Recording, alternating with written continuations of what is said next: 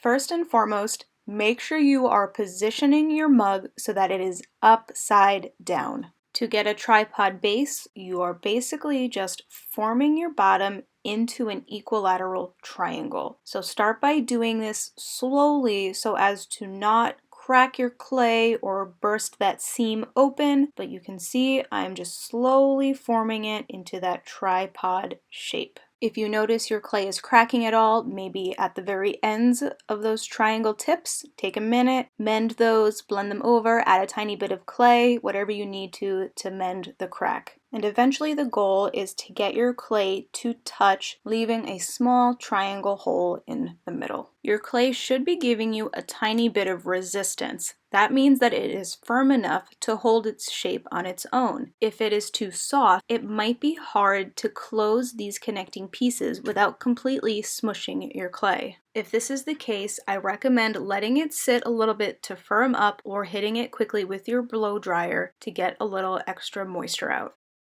At this point, I have scored the edges of my tripod base, and what I'm doing is I'm pinching them so that those scored ends are meeting. So imagine what my hands are doing.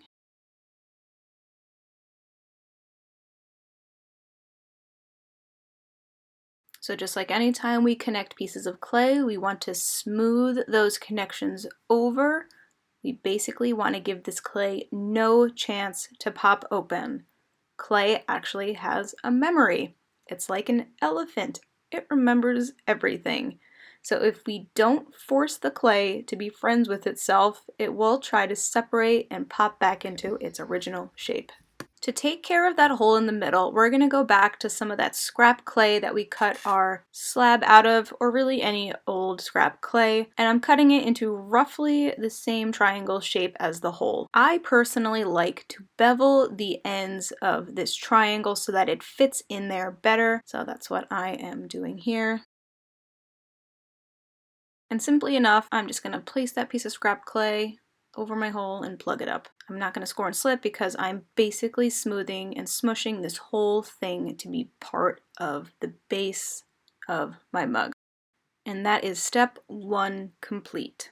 Right now, the exterior of our tripod base is very smooth, but now we need to do the same thing to the interior. In order for this to function as a mug, we need to smooth out those seams. So at this point, we've all made coils. That's what you'll be doing, is rolling out small coils to plug into those connections. And very gently, because at this point you have to fit your hand into that mug, you need to smooth that coil so that it is one with the bottom of your mug. This will work best if your coils are very, very soft. Quick but important tip, it is a good idea to cup your tripod base in the palm of your hand as you smooth out those coils so that you are not smushing your tripod base into your table.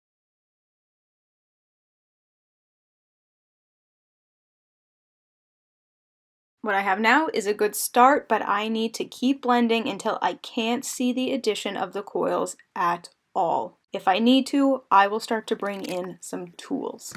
I'm almost where I want to be now. It's mostly blended. I am just having some trouble getting my finger to blend the corners. So what I'm going to do is get my popsicle stick, and hopefully that will just smooth those corners with the wall. And at this point, we are looking pretty good. Definitely try to smooth out the interior before your clay gets too dry, because otherwise it will just become too difficult. And there you have it, a mug with a tripod base. All you have left is adding your designs to the body and adding your handle.